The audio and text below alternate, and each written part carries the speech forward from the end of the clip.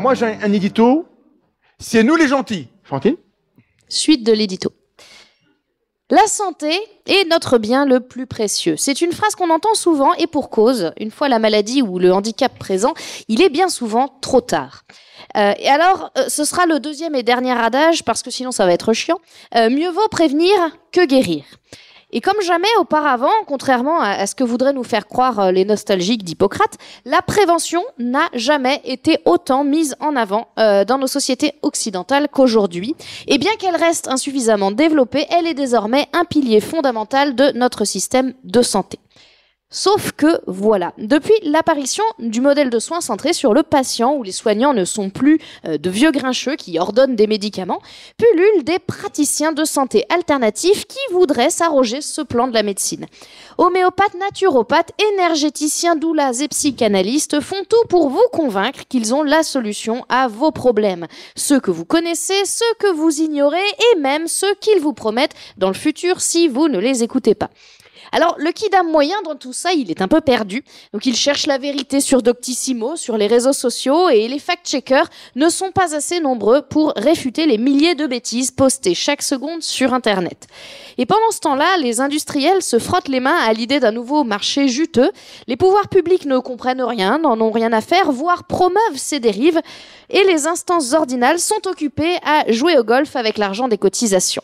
Alors, c'est un tableau bien noir que je vous dépeins, mais pour le nuancer et lui apporter toute la palette de couleurs idoines, nous vous avons concocté, avec ce très cher Mandax, un panel de professionnels de santé, des vrais, qui vont apporter leur expertise sur le sujet. Bonsoir Coralie. Bonsoir. Donc, nous sommes en compagnie de Coralie Borel, sage-femme libérale, coordinatrice de CPTS.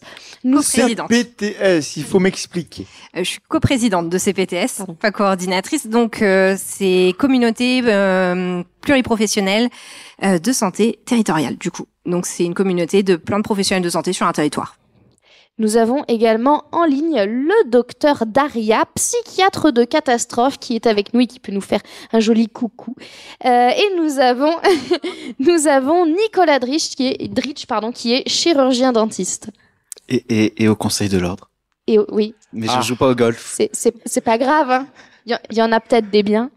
Avant toute chose, donc deux petits points avant de commencer cette table ronde. Le premier point, évidemment, c'est qu'on a commencé cette nuit avec une table ronde exclusivement masculine. Ici, on a fait ce qu'on a pu pour renverser la balance et avoir 3 femmes sur le plateau.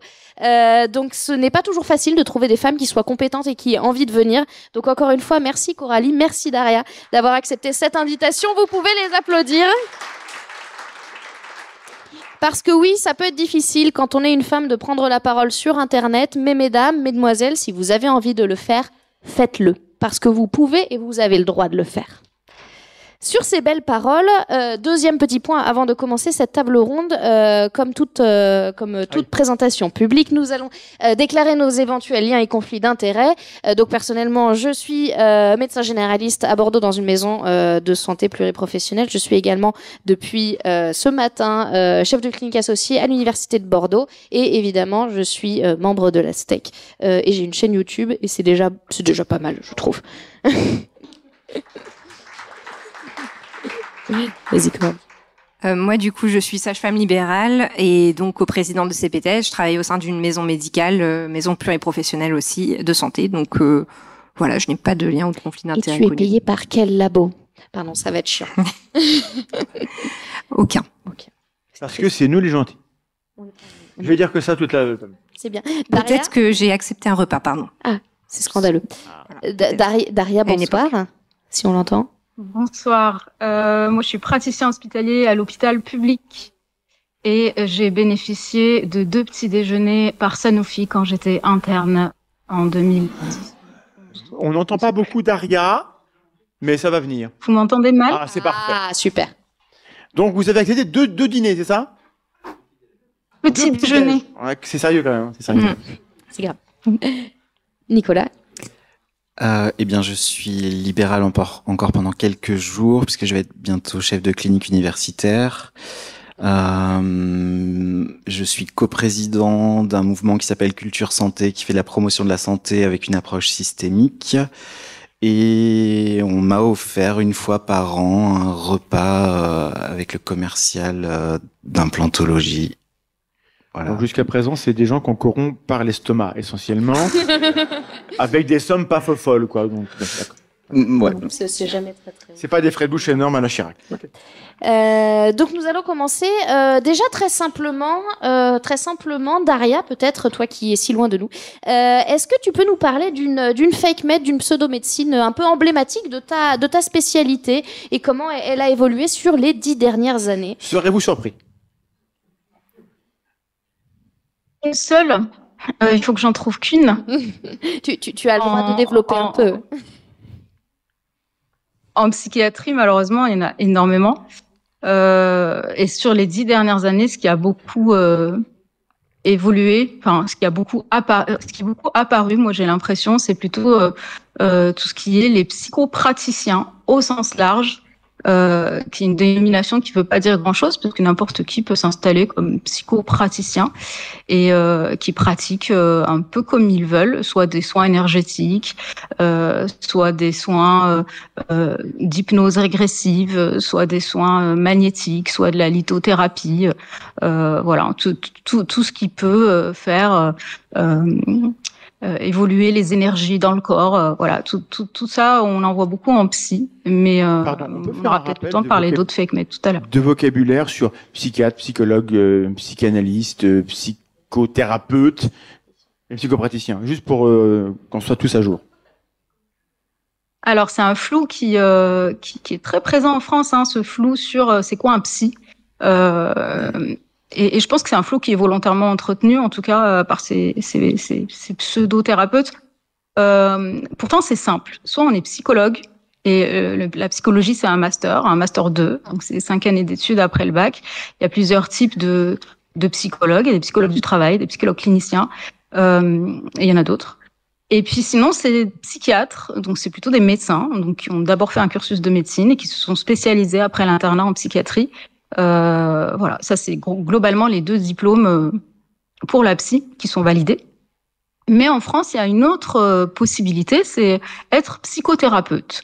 Et alors, si on fait par exemple de la psychanalyse, qu'on a prouvé, qu'on a eu un cursus de psychanalyse, qu'on a soi-même bénéficié d'une analyse, qu'on est inscrit auprès d'une association de psychanalyse, on peut s'inscrire de façon tout à fait légale auprès de l'ARS comme psychothérapeute.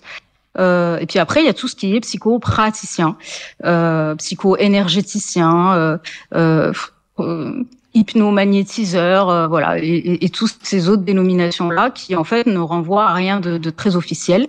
Et tout à chacun peut s'installer et faire des soins énergétiques s'il s'en sent la compétence. Merci. Alors du coup, on reviendra un petit peu sur cette mode des psychopraticiens, notamment de la psychanalyse chère à ton cœur. Et je me tourne vers Coralie. Toi, dans ton domaine, la fake med emblématique qui te pourrit la vie? Toutes. L'obstétrique, c'est vraiment un nid. Non, je dirais, je sais qu'on va probablement parler d'homéopathie et en fait, j'ai appris avec vous qu'elle avait a priori plutôt pas mal régressé, mais pas du tout dans mon domaine en fait. Elle reste toujours très très très présente et je pense que c'est celle qui a été le plus débunkée aujourd'hui. On a vraiment beaucoup de données pour s'en défaire, mais dans le milieu obstétrical, c'est toujours très présent. Nicolas, toi, dans ton domaine, plutôt de chirurgien dentiste ou plus largement via ta double casquette de santé publique? Je dirais à 2 niveaux. Alors, relativement peu au niveau peut-être du fluor, qui est paradoxalement peut-être l'un des seuls trucs où on a un niveau de preuve suffisamment élevé pour dire que c'est utile pour réduire l'incidence des maladies carieuses. Donc on a vu de plus en plus arriver. Donc c'est vrai qu'il faut reconnaître que on a un peu exagéré dans les années 80 sur ça. On donnait des petits comprimés de fluor, puis il y avait l'eau fluorée, le sel fluoré, du dentifrice dans les fluors. Donc on s'est retrouvé avec des fluoroses ou des choses comme ça.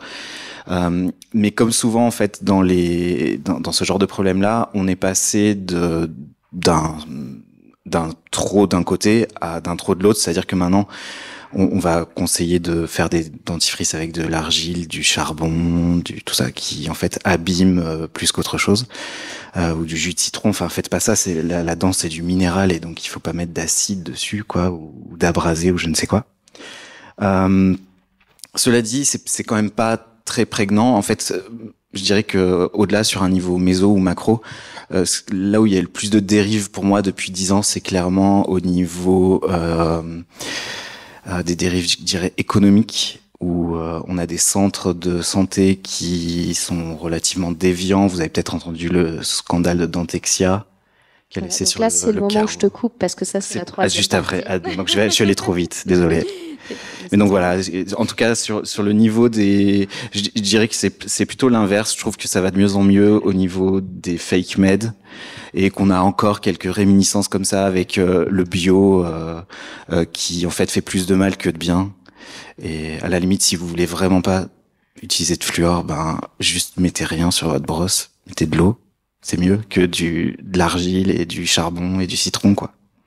On a le droit de se brosser sans rien sur la brosse? Ça marchera. Ouais. Bon, on m'a jamais rien dit, tout ça. Alors, du coup, bon, on a fait le tour un petit peu.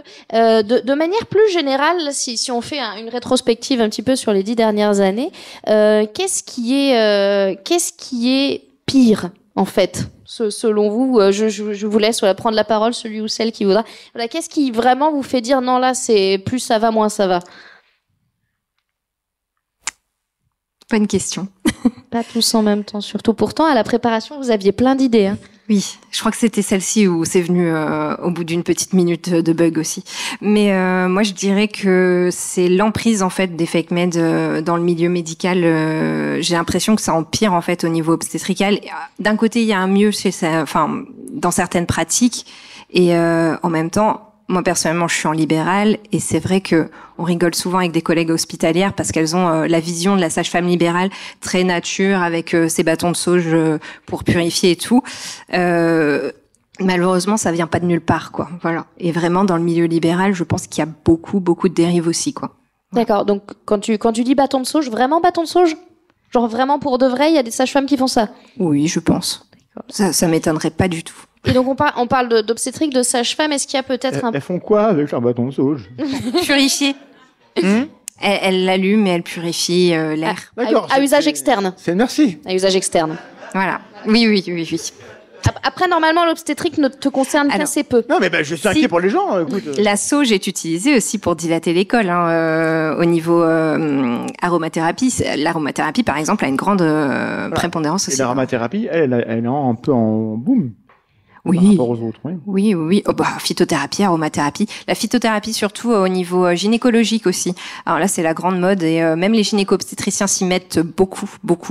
Presque plus que certaines sages-femmes et je trouve ça assez inquiétant. Oui. En psychiatrie, peut-être, derrière, on avait évoqué rapidement la psychanalyse. Est-ce qu'il y a d'autres choses qui te viennent là où tu te dis que décidément, on n'y arrivera pas? Je peux parler de mon domaine. Moi, je m'occupe beaucoup de troubles de stress post-traumatique et des personnes qui ont vécu des traumatismes. Et grosso modo, il y a 2 formes de traumas principaux. Il y a des traumas plutôt aigus, plutôt récents. C'est des situations de catastrophe. Ça peut être des catastrophes naturelles, ça peut être des événements de vie où la personne est encore choquée, puisqu'on est dans un stress plutôt aigu. Et puis il y a les psychotraumatismes dits complexes, qui sont des traumatismes plus anciens, souvent multiples, cumulatifs, qui ont lieu dans la petite enfance ou dans le cadre des violences intrafamiliales ou dans le cadre de situations d'inceste, par exemple. Et quel que soit le type de traumatisme, il y a toujours des pseudothérapeutes qui sont prêts à aider. Certains avec beaucoup de bonne volonté et d'autres qui trouvent que ils ont peut-être quelque chose à proposer. Et c'est là où ça peut être particulièrement inquiétant parce que il y a des thérapies qui fonctionnent sur les troubles de stress post-traumatique. Il y a des thérapies qui ont été validées par la science. Il y en a qui sont encore en train d'être étudiées. On parle beaucoup de thérapie cognitive et comportementale. Il y a aussi des médicaments qui peuvent aider à soulager les symptômes.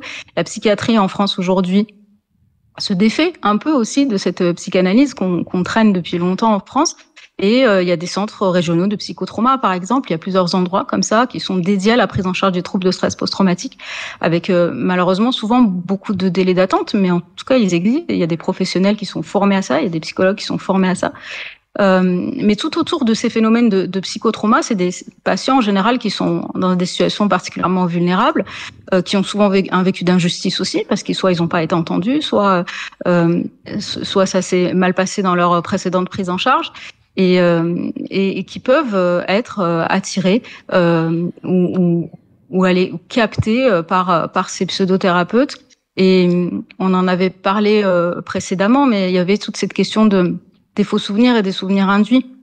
Ça, c'est un vrai sujet, c'est un sujet épineux en psychiatrie. Hein. Je vous renvoie vers un article qui est très bien fait sur le site du CN2R, on vous mettra bien, où justement le problème de cette question des souvenirs induits, c'est que elle est souvent reliée à une autre notion qui est très très problématique et qui a pas lieu d'exister, en tout cas pas comme elle a été élaborée, c'est celle de l'aliénation parentale. Et c'est-à-dire que pendant longtemps, quand des enfants, par exemple, pouvaient dire qu'ils ont été victimes de violences intrafamiliales, on allait dire bah non, ils ont été manipulés pour dire ça, ou c'est pas vrai, ou c'est des faux souvenirs. Donc c'est vraiment un concept les faux souvenirs qui a beaucoup été utilisé contre les victimes.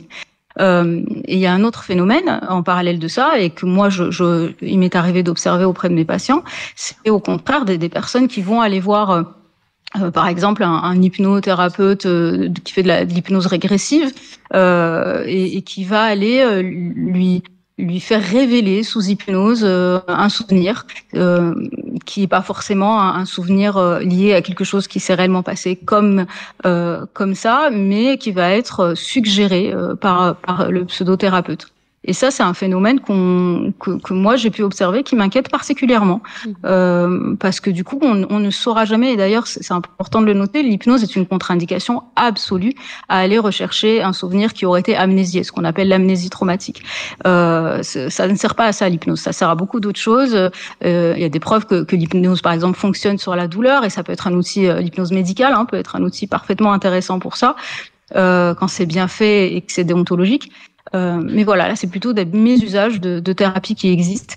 On a beaucoup critiqué le MDR, alors que le MDR, les thérapies par les mouvements oculaires alternatifs, mais qui font des stimulations bilatérales alternatives, pas forcément oculaires. Quand c'est bien fait dans les règles de l'art, ça fonctionne assez bien sur certains types de psychotraumatisme. Par contre, voilà, c'est très encadré. Le problème, c'est quand les personnes font ça sans avoir de formation sérieuse ou de façon absolument pas éthique. Je me glisse. J'ai une vidéo sur le MDR dans ma liste de vidéos sur les pratiques de santé non conventionnelles. Je sais où tu fais ta pub, là. Non, mais, et de fait, j'ai pas pu la traiter comme les autres, parce que quand on regarde la littérature, il y a un truc, alors on n'a pas l'explication de l'implication des mouvements oculaires ou les trucs, mais il se passe quelque chose. Par contre, la manière dont c'est utilisé, il y a tout un cortège de folie furieuse dans la manière dont et c'est connecté à tout le réseau du bullshit. Et de toute évidence, le MDR n'a pas su se protéger contre cette récupération. Je glisse ça là. Donc, le MDR est peut-être valable, mais les personnes qui l'utilisent peuvent être n'importe qui aujourd'hui. Donc évidemment, bien sûr, soyez très vigilants. Si vous ou vos proches avez besoin d'aide, allez voir des professionnels de santé formés. Et malgré ça, vous pouvez quand même tomber sur des personnes plus ou moins bien intentionnées et surtout plus ou moins bien formées. Donc soyez vigilants, mais surtout prenez soin de votre santé mentale, c'est important.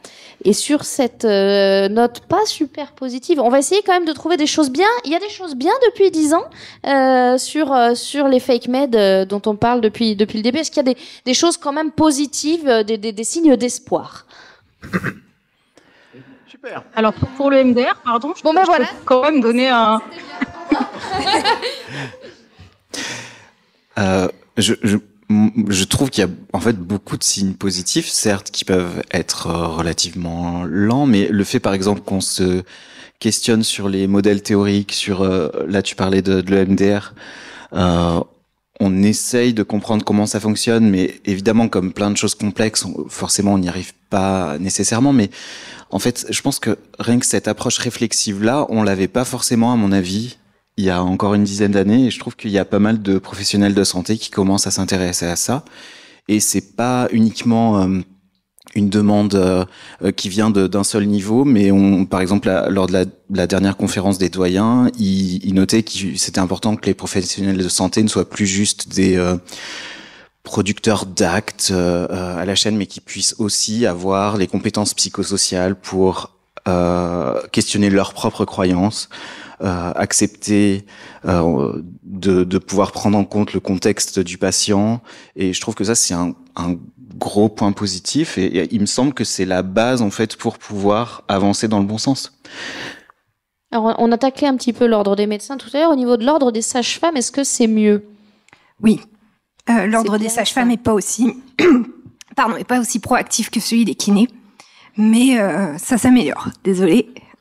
On a perdu quoi? Alors oui, en parlant des kinés... L'ordre des infirmiers aussi qui a produit notamment des fiches sur les pratiques de soins qui sont... Parce que la formation des infirmiers pose de graves problèmes. En tout cas, dans cette région, où on a beaucoup de cours de bullshit qu'on inflige moins aux autres, mais aux infirmiers, après tout, j'ai l'impression que c'est ça qui se passe. Il y a une sorte de mépris. Bon, là, c'est du bullshit, elle fait n'importe quoi, on va la mettre en cours. On la met pas chez les pharmaciens, mais les infirmiers, ça fera le job. Et ça suffit, en fait. Et je pense que l'ordre s'en est rendu compte et dit merde. Et c'est bien.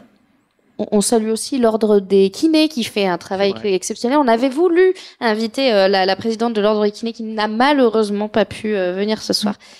Donc ça veut dire qu'il y a quand même des signaux positifs. Est-ce que dans les formations, notamment on parle des formations des infirmiers, est-ce qu'il y a des choses qui sont positives aussi dans la formation, que ce soit des médecins, des dentistes, des pharmaciens, des sages-femmes?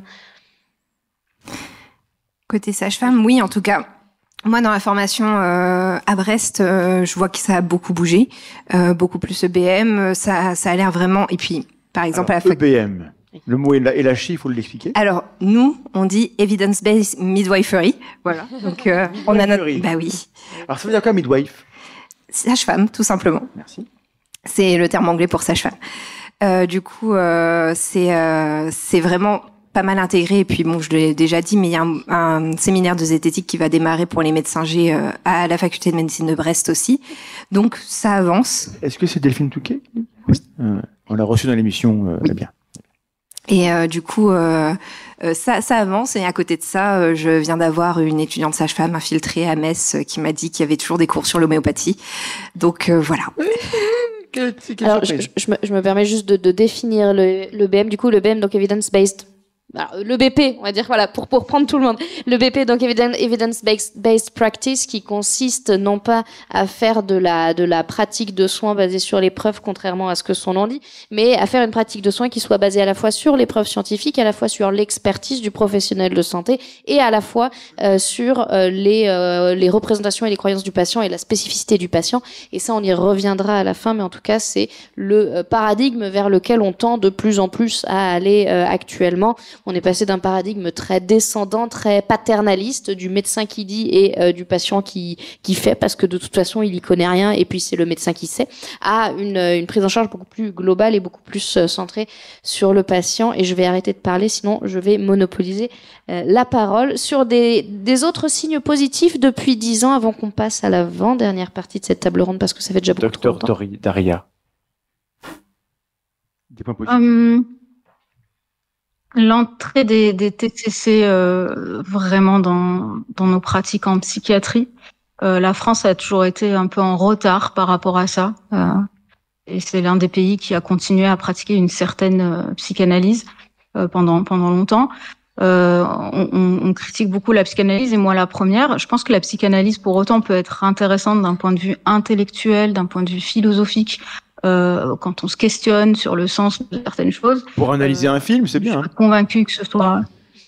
suis pas convaincue que ce soit un outil de soin très efficace, en tout cas pour la question du psychotrauma, parce que le sens, il y en a pas. Il y a aucune raison d'être victime quand on est victime d'un psychotrauma. Donc on peut faire beaucoup de psychanalyse, ça ne résout pas les symptômes en général. Voilà, donc les TCC ont quand même beaucoup, les thérapies cognitives et comportementales ont quand même beaucoup, se sont beaucoup développées. Il y a des DU un peu partout en France, et beaucoup de médecins qui s'y forment, beaucoup de psychologues aussi qui s'y forment. Donc ça, c'est plutôt une chose positive. La psychiatrie a beaucoup de retard en France, en général, et beaucoup de retard aussi dans le monde médical. C'est-à-dire que j'ai l'impression, en tout cas c'est mon sentiment, que la psychiatrie a mis beaucoup de temps à faire valider ses outils par le BM. Et que on y arrive. La recherche a encore beaucoup de progrès à faire en psychiatrie, mais on y arrive de plus en plus. C'est une spécialité qui a longtemps été décevante parce que soit on n'avait pas de molécules, soit quand on a commencé à avoir des molécules, elles fonctionnaient pas forcément. Voilà, j'ai l'impression que la recherche va faire du bien. Ça sera toujours une question de moyens. On parlait de moyens tout à l'heure avec les intervenants précédents. Bon, je vais pas être pessimiste parce que c'était la minute optimiste, hein, mais il paraît que cette année c'est l'année de la santé mentale. On va y revenir après. Enfin, on attend rien. Mais moi, la psychanalyse est très efficace pour les gens qui ont trop d'argent. Peut-être Nicolas sur une note positive, peut-être sur le côté santé publique. Puis comme ça, je te laisserai embrayer sur le côté ubérisation et mercantilisme de la santé. Là, ce sera compliqué d'être positif, mais on va essayer un peu. Je dirais quand même que le Covid a été un électrochoc qui ambivalent certes parce que on sent que ça a fracturé chez certaines personnes et qui se sont enfermées dans des croyances qui sont négatives en bonne partie pour elles d'abord. Et dans le même temps, je trouve que ça a permis de faire en sorte que pas mal de personnes s'intéressent à la santé comme ce dont tu parlais, Fantine, notre bien le plus précieux. On s'en est rendu compte, quoi. Ça s'est incarné dans le réel tout d'un coup. On se sentait peut-être un peu trop invulnérable. Et le fait qu'il y ait ça, j'ai l'impression qu'il y a une prise de conscience et j'ai bon espoir quand même qu'il se passe des choses là dans les années à venir. Après, dans mon domaine qui est plus la partie handicap, dépendance, phobie, je trouve qu'on a clairement beaucoup avancé. Et en 10 ans, je me rends compte rien que sur notre territoire, on réussit à créer un réseau pour prendre en compte ces personnes-là qui étaient mises de côté. Est-ce que c'est une dérive? En fait, je dirais que c'est peut-être une dérive passive. On les avait oubliés, quoi. Et ils étaient laissés de côté. Et pour eux, pour le coup, la santé, ça existait pas vraiment. Donc, je trouve que en 10 ans, il y a le fait qu'on se rende compte que ça existe, que ces gens-là sont. Et il y avait une table tout à l'heure sur ça. Pour moi, ça permet quand même de dire que oui, il y a des choses vraiment positives qui se mettent en place. Alors, on est limité par le temps, donc on va essayer de traiter quand même le dernier sujet, parce qu'on a, le sujet c'était les dérives en santé, et là on vous a beaucoup parlé de fake med, de pseudo-médecine, c'est peut-être ce à quoi vous vous attendiez sur cette table ronde, mais on a voulu élargir un petit peu le spectre, parce que les dérives en santé c'est les fake med, oui, mais c'est aussi toute cette nouvelle vague d'ubérisation, je déteste ce mot, de la santé, qui devient un bien commercial avec lequel on peut spéculer et faire du profit. Alors il y a toujours eu du profit en santé, il y a toujours eu des questions d'argent. Mais là, qu'est-ce qui a changé et pourquoi les choses ont changé là depuis les 10, peut-être plutôt 15 dernières années, selon vous? Tous. Voilà. Alors, ils étaient beaucoup moins timides à la réunion de préparation, je vous assure. Hein. L'ordre ne nous regarde pas, il ne nous écoute jamais. Donc... Non, je dirais, en fait, la première chose qui a changé, c'est que on a l'information qui est rentrée dans la santé comme jamais. Et l'information comme une grandeur physique à part entière, en fait. Et aujourd'hui, le data a plus de valeur que la matière, l'énergie en santé. D'ailleurs, il y a des pirates qui... J'étais en Master 2 à Paris-Saclay et à la fin de l'année, en fait, c'était un bazar pas possible parce que des pirates ont piraté et en fait, ils avaient juste des données. Et ils voulaient quelques millions d'euros pour qu'on puisse récupérer les données qu'ils avaient volées, quoi. Et on se rend pas compte en fait de tout ce que ça crée, et on n'est pas encore tout à fait au point par rapport à ça. Et donc tout ce qu'on appelle ubérisation, en fait, c'est par exemple les plateformes en santé et le fait que, avant, quand on prenait rendez-vous avec notre médecin, on allait le voir ou on appelait la secrétaire. Aujourd'hui, on va sur des plateformes, on va pas donner des noms, mais peu importe. Et en fait, ça pose question parce que ces plateformes, elles ont accès à aux ordonnances du médecin, à ce pourquoi on va le consulter, les résultats d'analyse maintenant. Et certes, ils ont beau dire sur leur, ça m'a fait rire parce que si on va sur le site par exemple de ces gens-là, ils disent que la santé est le bien le plus précieux et tout ça. Et en fait, ils font leur propre charte éthique parce qu'il y a un vide juridique. En fait, la santé en général, c'est le code de la santé publique qui régit ça. Mais sur toutes ces données-là, on est un peu dans un flou et il y a une bonne partie qui est régie par le code du commerce. Et du coup, ça crée un vide comme ça, un peu particulier, où on sait pas trop ce que deviennent nos données. Et je pense que ça peut faire partie, et peut-être que ça fait déjà partie des grosses dérives actuellement. Et je pense qu'il faut qu'on soit tous vigilants par rapport à ça, puisque je pense qu'on n'a rien à gagner à ce que ces données-là soient dans les mains d'assureurs, banquiers ou je ne sais quoi pour nous interdire de faire un prêt, ou ce qui est déjà plus ou moins le cas. Mais voilà, je pense que c'est un point qui est fondamental. Je vais mettre les pieds dans le plat. Manque d'écoute, manque de formation des professionnels, besoin de réponses existentielles et spirituelles, de relationnelles. Donc on a besoin que les médecins répondent à ces attentes-là, et ils le font de moins en moins via ces systèmes où on est très très efficace, mais on répond pas aux besoins des gens. Et ça explique les dérives. Les psychopraticiens là ont que sur la commode parce que ils prennent le temps, ils allument une petite bougie, on reçoit les gens, on leur parle. Alors je m'inscris en faux. Les médecins, les professionnels. En tout cas, c'est ce qu'on entend. Maintenant, ne le font pas de moins en moins. Qu'est-ce qu'on répond à ça? Les professionnels de santé ne le font pas de moins en moins. Ils le font de plus en plus. Au contraire. Ah bon? Et oui. Mais alors l'impression générale, c'est que c'est pas à la hauteur en tout cas. L'impression générale, c'est que les besoins ont augmenté, c'est-à-dire que effectivement tout ce que tu décrivais, les besoins de reconnaissance, les besoins de reconnaissance des représentations du patient, les besoins de spiritualité. Alors spiritualité, c'est vrai que ça n'a jamais été. Voilà, c'est ça. En tout cas, ces besoins-là sont de plus en plus pris en compte par les professionnels de santé, pas que les médecins. Mais effectivement, les demandes augmentent.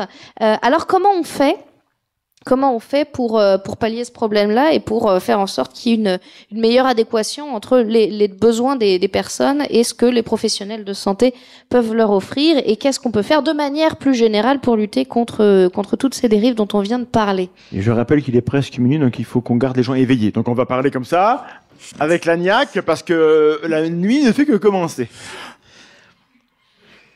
Moi, je dirais déjà ce que Coralie fait, par exemple, avec les CPTS. Il me semble que créer le lien entre créer un réseau de santé communautaire entre les professionnels de santé, ça aide beaucoup, et je vais la laisser expliquer ce qu'elle fait parce que c'est super. Oui, alors du coup les CPTS, le but c'est l'exercice coordonné, donc en fait faire en sorte que plusieurs professionnels de santé travaillent ensemble. Nous en l'occurrence c'est à l'échelle d'un territoire de 37 communes, donc c'est assez grand. Et l'idée en fait c'est de faire du réseau, de savoir ce que nous on fait entre nous en fait, parce que tout simplement en fait quand on est en libéral on ne sait pas ce que fait le voisin des fois. On a un médecin qui est à côté, on ne sait pas du tout ce qu'il fait, on a des retours plus ou moins bons d'ailleurs. Et là l'idée c'est vraiment de travailler ensemble avec les pharmacies et tout ça pour vraiment créer un réseau qui ait de la cohérence dans le soin, et que aussi les patients se sentent écoutés, se sentent vraiment j'aime pas le terme pris en charge, mais accompagné. Voilà. Accompagné, et surtout avec une véritable cohérence, en fait, entre les professionnels de santé. Ça permet, nous aussi, d'élever nos compétences, en fait, de gagner en compétences, de gagner en cohérence et de gagner en efficacité, mine de rien. Même si la recherche d'efficacité, pour moi, c'est certes important, mais il faut aussi penser aux patients derrière, leur mettre au centre. Et justement, ce type de réseau permet vraiment ce genre de choses. Je pense que Daria, peut-être si tu as quelque chose à ajouter, parce qu'en différé c'est toujours un petit peu compliqué. Elle n'est pas en différé, mais non, mais en léger différé. Parce qu'il faut maintenir réveillé tout le monde. Qu'on parlait de dérives en santé, ça va être la minute féministe. Fantine parlait de paternalisme tout à l'heure. Je trouve que le milieu scientifique a longtemps été patriarcal et l'est parfois encore un peu. Et le milieu médical aussi, beaucoup. Dans son histoire, il a souvent maltraité les femmes, invisibilisé leurs plaintes, dénigré leurs souffrances. De toute façon, c'est normal d'avoir mal pendant qu'on a ses règles, Daria, c'est ça, hein. C'est ça qu'il faut dire. C'est ça. Et en psychiatrie, on peut parler de l'hystérie aussi. La première femme médecin, Madeleine Brest, c'était en 1875, je crois. Et tous ces métiers de la santé que sont, on parle des infirmières, des sages-femmes, des aides-soignantes et d'autres sont souvent des métiers féminins. Pour autant mal considérés, que ce soit au niveau des salaires ou que ce soit de la considération, tout simplement, qu'on a aujourd'hui, je parle pour la France, pour ces métiers-là. Et ces femmes qui ont souvent été reléguées dans notre histoire, à la guérisseuse, à la sorcière, voilà, c'était un peu ça quand elles voulaient prendre soin d'autrui. Aujourd'hui, ou des bonnes sœurs, qui étaient les infirmières à l'époque, qui étaient des bonnes sœurs, c'est plus le cas. La féminisation des professionnels de santé est là, parce que là, maintenant, on est à 50-50 en termes de, en tout cas chez les médecins. Je pense que, puisqu'il fallait se projeter aussi sur 10 ans, je pense qu'il faut de plus en plus prendre en compte ça, cette question du sexisme, que ce soit vis-à-vis de nos patientes ou que ce soit vis-à-vis des soignantes. Voilà, c'était la minute féministe. Et pour essayer de répondre sur tous les niveaux, puisque je pense toujours un homme pour parler après les paroles féministes, c'est terrible. Il y a forcément un homme qui est le premier à parler après une femme, quelle que soit la situation, ce sera le premier. Tu vois, ça arrive. Là, j'étais le deuxième, donc je peux. Je trouvais intéressant, on a vu avec Daria le niveau micro, avec Coralie le niveau méso, et au niveau macro, je trouve que ça serait intéressant qu'on puisse réfléchir à des professionnels de santé qui puissent s'engager aussi à des niveaux un peu plus général, sans que ce soit forcément de la politique, mais en fait pour être sur le terrain avec la gouvernance et pour dire qu'on existe, pour éviter par exemple ce qui se passe avec le Nutri-Score. C'est un truc absurde en fait, où ça fait je ne sais combien d'années que on ralentit ce truc-là. Je crois qu'il y a même un Nutri-Score Papers où au niveau européen, il y a des lobbies qui empêchent que ça se mette en place depuis. Et pourtant, on parle d'un truc qui est bidon, quoi. C'est juste un petit truc ABCDE. Donc, il y aurait des lobbies qui veulent empêcher qu'on sache des choses. Ça existe. Mais bien sûr, et je pense que c'est important de le dire, d'autant que en fait, on parle de c'est pas la peine d'aller en fantasmer quand il y en a pas. Non, parce que c'est la réalité, et on parle en plus peut-être d'un des sujets les plus importants, c'est-à-dire la quantité de sucre anormale qu'on a dans l'alimentation. Ça fait pas que des caries. Là, il y a une super étude, là, une revue Parapluie. Donc c'est en fait une revue systématique de revues systématiques, une méta-analyse de méta-analyse, qui nous permet de voir que le sucre est peut-être le problème numéro 1 de santé publique, juste en dessous de la crise climatique qui arrive. Et donc dans les deux cas, de toute façon, on fait pas grand-chose et pas assez. Et pour le sucre, en fait, la pauvre petite mesurette qui est le Nutri-Score, on n'arrive même pas à le mettre en place. C'est-à-dire, il y a à peine 60% de l'agroalimentaire qui accepte qu'on mette le Nutri-Score. Et c'est uniquement en France parce qu'on freine un peu partout. Donc je pense que ça serait intéressant en fait qu'on considère que le lobby c'est pas quelque chose de mal en fait, et qu'il y ait des professionnels de santé ou de la santé publique qui aillent aussi au niveau des députés européens pour dire pourquoi c'est intéressant, parce qu'en fait il suffit d'être bon souvent pour que des gens qui ne connaissent pas, les députés ils peuvent pas prendre des décisions rationnelles surtout, et donc il suffit qu'il y ait des gens suffisamment persuasifs qui débarquent à un endroit pour leur expliquer non, le Nutri-Score c'est pas suffisamment bien. D'ailleurs si vous tapez Nutri-Score, l'un des premiers trucs c'est pourquoi le Nutri-Score est insuffisant. Mais on est un peu dans le sophisme de la solution parfaite. Bien sûr que c'est insuffisant, mais c'est toujours ça. Donc voilà. Les gens savent, on n'a plus besoin d'expliquer les sophismes, ils savent tout par cœur. Ils ont été trop bien formés. Les élus peuvent par contre parfois prendre toujours des mauvaises solutions. Ça arrive aussi. Comme quoi, quand ils s'investissent dans le truc, ils peuvent faire des trucs terribles. On a un micro qui va circuler, mais je laisse Pantine prendre la suite. Oui, donc on va prendre les questions. Vous allez pouvoir lever haut la main pour les questions, voir les 2 mains, voir les 3 si vous en avez 3. Dans ces cas-là, il faut consulter un médecin. C'est bien. Assez rapidement, d'ailleurs. On en a perdu. Jean-Jacques est en forme. Non, mais j'essaye de réveiller un peu le public parce que. Est-ce que vous êtes là, le public? Est-ce que vous êtes là? Quand même. En forme. Qui a fait son bilan sanguin? Alors, je vais me fâcher, Thomas. Ah bah je vais me fâcher. Non, Pas de je vais bilan me fâcher. Parce qu'il y en a qui me suivent sur Twitter et qui ont vu mon dernier thread sur les bilans sanguins. Voilà. Donc non, ça ne sert à rien de faire une prise de sang tous les ans. Pas tous les ans, mais enfin... Ça sert à rien de faire une prise tous les 10 ans. Non. Non. Voilà. Vous en discutez à titre individuel avec votre aucune action médecin. nulle part dans aucun laboratoire. Alors, bien fort. Bien fort dans le micro. Est-il allumé? Avec un micro ouvert maintenant. Verte ou pas? Peter, c'est pas très très très professionnel, Peter. Il faut allumer le micro. Bah voilà, fais un effort. Oui, donc voilà, j'avais une question sur la psychiatrie. Je voulais savoir si vous aviez des patients qui venaient après avoir consulté des coachs en développement personnel, voilà, dans le cas où ils auraient pu avoir des, voilà, je sais pas, des traumas ou autres, et on leur parlerait de blessures de l'âme ou ce genre de choses. Et dans ce cas-là, ils auraient peut-être perdu du temps dans un possible traitement. Je n'ai pas écouté la question, docteur Daria. Daria. Je suppose que vous avez écouté la question, mais vous avez la réponse. Oui. Oui. Et c'est le problème, c'est le danger, c'est ce qu'on appelle la perte de chance. C'est-à-dire qu'on va perdre du temps à aller voir des charlatans qui ne sont pas spécialement efficaces. Et qu'à côté de ça, la situation ne va pas en s'améliorant. Oui, il y en a. Le coaching, voilà, il y en a partout. Les gens consultent des coachs. Alors, pas spécialement pour des questions de trauma. En tout cas, moi, j'ai pas eu ça. Plutôt pour des questions de gestion de l'angoisse, de troubles anxieux. Et alors, ça répond de façon très, superficielle. Ça peut donner des petites techniques d'affirmation de soi, de choses comme ça. Mais quand on est vraiment dans quelque chose qui est de l'ordre du trauma, effectivement, ça suffit clairement pas. Donc oui, ça arrive, et oui, on en voit. Alors là, pour le coup, du son de cloche de la médecine générale, moi, j'en ai pas trop d'un point de vue du psychotrauma, mais par contre, d'un point de vue de la dépression, et beaucoup, trop, voilà, trop.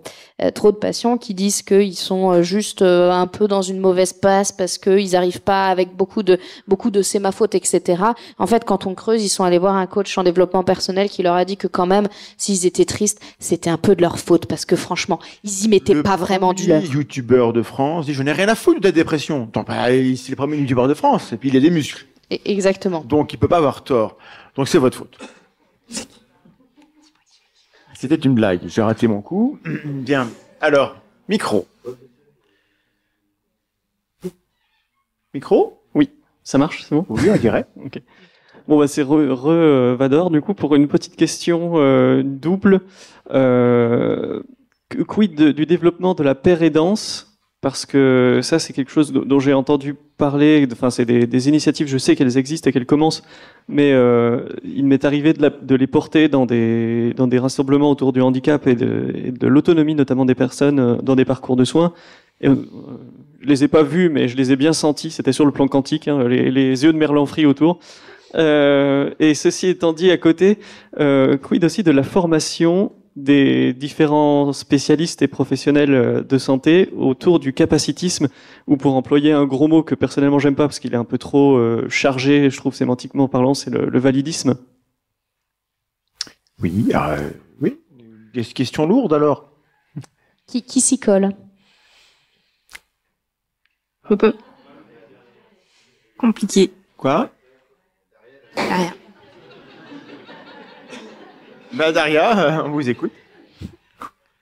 Pour la pérédance, je peux en parler parce qu'il y en a en psy, il y en a des pérédants et ils font souvent partie de plus en plus des équipes au niveau de l'hôpital. En tout cas, dans mon hôpital, il y a des pérédants et qui sont formés. Il y a des DU de pérédance aussi maintenant. On peut expliquer ce que c'est la pérédance? C'est assez, voilà, c'est assez. Pardon? On peut expliquer ce que c'est que la pérédance pour les gens? Eh ben, ce sont des patients ou des personnes concernées, des usagers, par exemple pour la psychiatrie, des usagers de la psychiatrie, qui ont eux-mêmes fait l'expérience soit d'une pathologie, soit d'un parcours. Ça peut être de l'addicto, ça peut être aussi des personnes qui ont vécu à la rue, enfin voilà, qui ont eu ce parcours-là, et qui arrivent avec ce qu'on appelle un savoir expérientiel. C'est-à-dire qu'ils ont un savoir issu de ce que eux ils ont vécu et ils vont pouvoir participer dans le cadre du suivi par exemple d'un patient à sa prise en charge et c'est aussi une façon de faire de la médiation. Ça sort aussi le soignant de cette position de médecin paternaliste ou de soignant paternaliste, etc. Où vraiment là on va être le patient, le père aidant, le médecin ou la psychologue ou l'infirmier. Ou l'infirmière et voilà, donc ça a mis beaucoup de temps à arriver en France. Le Canada est plus en avance que nous sur la question. C'est bon, c'est enfin là, ça commence à être bien encadré quand même aussi, pour qu'ils aient aussi une formation solide, et je trouve en tout cas en psychiatrie que c'est une très bonne chose. Ça fait écho à une question et à une réponse que j'aurais pu donner tout à l'heure sur toute la question de la stigmatisation en santé mentale et en psychiatrie et la psychophobie. Et c'est peut-être aussi pour ça que les gens vont plus facilement aller voir un coach plutôt qu'aller voir un psychiatre, parce que c'est moins stigmatisant dans les représentations de certains encore. On arrive de plus en plus à sortir de ces stéréotypes. Il y a encore des efforts à faire en France parce que la psychophobie est toujours là, est toujours présente sur les réseaux sociaux ou même dans les entreprises. On parlait tout à l'heure de validisme, quand on met en avant sur son profil qu'on a un handicap ou qu'on a par exemple une pathologie, un trouble bipolaire. Effectivement, les recruteurs, ça peut aussi les freiner. Donc il y a vraiment tout un travail à faire aussi par rapport à ça. Les pères aidants aident beaucoup dans ce sens. Je ne sais pas si j'ai répondu. Est-ce que c'est aussi présent chez les autres spécialités ? Oui, pardon, vas-y. Non, vas-y. Okay. De notre côté, en fait, par exemple, on fait des dépistages dans les IME, les MAS, les femmes, donc c'est tous les instituts. Instituts médico-éducatifs. Maisons d'accueil spécialisées, donc pour les personnes en situation de handicap, les personnes atteintes de troubles du spectre autistique. Et à chaque fois on va faire un dépistage au sein de la structure. Et de notre côté, en tout cas, dans ce dépistage est inclus à chaque fois la formation des AMP, des éduc-spé, des aides-soignants, etc. pour que justement il y ait plus juste ce rapport où il y a le soignant qui sait et qui va devoir porter toute la responsabilité de la réussite du parcours de soins, mais qu'il y ait des pères aidants qui puissent participer à ça. Et en fait, sans eux, on serait peut-être pas impuissant, mais pas loin en fait. Avec le handicap, on peut vite faire des choses inutiles s'il y a pas des gens à côté qui peuvent nous aider. Est-ce qu'on passe à une dernière question très vite ? Oui, j'avais juste à ajouter que en fait la paire aidance est intégrée dans les systèmes d'exercice coordonné. Alors nous c'est sous la terminologie patient expert. Donc voilà, c'est vraiment intégré. Le patient fait partie de la structure, quoi. Allez-y. Non. Est-ce que il a allumé en vert ? Ça y est. Ah, ça va essayer. Du coup, j'ai une question concernant les sages-femmes. Donc il y a quand même pas mal de dérives au niveau des sages-femmes libérales, comme tu l'as dit, Coralie. Je voudrais savoir au niveau du Conseil de l'ordre, est-ce que c'est suffisamment condamné ou bien est-ce que c'est une catastrophe ou enfin savoir ce que tu en penses. C'est très compliqué les conseils de l'ordre pour condamner les dérives chez les sages-femmes. Clairement, le Conseil de l'ordre a une position de plus en plus EBM et qui plutôt va exclure les pratiques de soins non conventionnels, notamment sur les dernières positions avec les DU qui ont été, enfin tous les DU homéopathiques, tout ça qui ont été retirés des listes des titres dont on peut se prémunir. Enfin bon, bref. Par contre, vraiment faire du ménage entre guillemets au sein de la profession, je crois que c'est pas trop programme de toute façon, quels que soient les ordres. Voilà, c'est compliqué. Il y a des charlatans partout, mais on les voit pas. Bon. Alors, je suis un peu salé, mais bon, il est tard. Sur cette belle conclusion, un petit mot, un dernier petit mot d'espoir en 10 secondes chacun peut-être. Qu'est-ce qu'on peut espérer? Vide. L'espoir. Pourquoi moi? Qu'est-ce qu'on peut espérer ou qu'est-ce qu'on peut espérer des 10 prochaines années? Qu'est-ce qu'on peut espérer faire pour améliorer les choses en 10 secondes chacun? Je me jette à l'eau. Pour moi, c'est améliorer l'exercice coordonné. Pour moi, c'est une voie très intéressante pour s'aider à s'améliorer les uns les autres au niveau professionnel et améliorer la formation et intégrer l'esprit critique dans toutes les formations des professionnels de santé. D'accord. Et Mais oui, et je dirais en fait c'est ce que je vais faire à partir de cette année, et c'est quelque chose qui se fait maintenant de manière très simple. Il y a d'ailleurs, je salue le lieu numéro 12 à Toulouse, qui a monté depuis 4 ans l'enseignement des compétences psychosociales des soignants, dont fait partie l'esprit critique, et on va développer ça de plus en plus pour les premières années, les passes, et puis toutes les années, et je pense que c'est quelque chose de très positif pour la suite. C'est bien, c'est positif, c'est bien. Docteur Darga, c'est positif. Un truc positif, s'il vous plaît. Un truc positif. Soyons critiques envers nous-mêmes, faisons preuve d'esprit critique envers nous-mêmes. On sait très bien le faire quand on veut critiquer les autres, et on peut le faire pour nous, et ça va dans le bon sens. Merci beaucoup. Merci à tous et toutes. Merci.